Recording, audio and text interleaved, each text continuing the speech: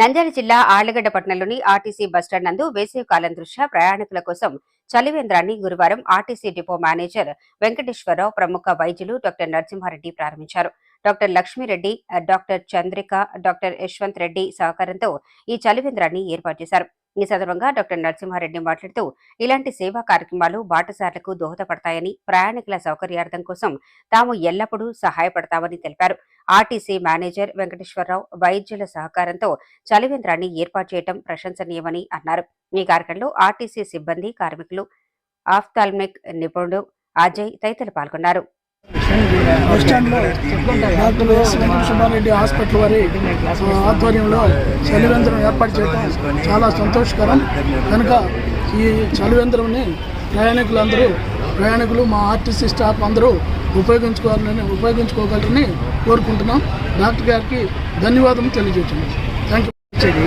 నీళ్ళు దాహం ఎక్కడ చూసినా దాహం. పూర్వం వచ్చేసి బాటసార్లకు వచ్చేసి చలివేంద్రం ఏర్పాటు చేశారు.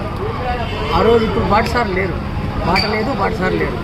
బస్టాండ్లే మనకు బాటసారి బస్టాండ్కి వచ్చే వాళ్ళంతా బాటసారి లేరు.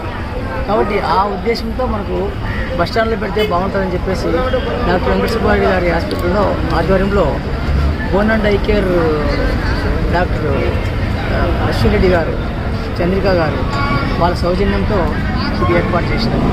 దీనికి సహకరించిన డిపో మేనేజర్ గారు, తర్వాత యాజమాన్యం అందరికీ మా కృతజ్ఞతలు. ఇప్పటి నుంచి మేము ఇంకా ఏమైనా కార్యక్రమాలు ఉంటే వాళ్ళు చెప్తే మేము ఫాలో అవుతాము.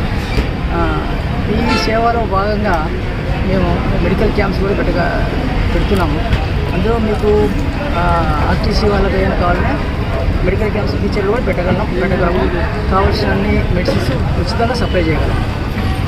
స్టాఫ్ కావచ్చు, తర్వాత ఈ ప్రయాణికులకు కావచ్చు, లేదంటే ఈ ప్రజలకు కావచ్చు, ఏ విధమైన కానీ హెల్ప్ చేయాలని చేయగలము.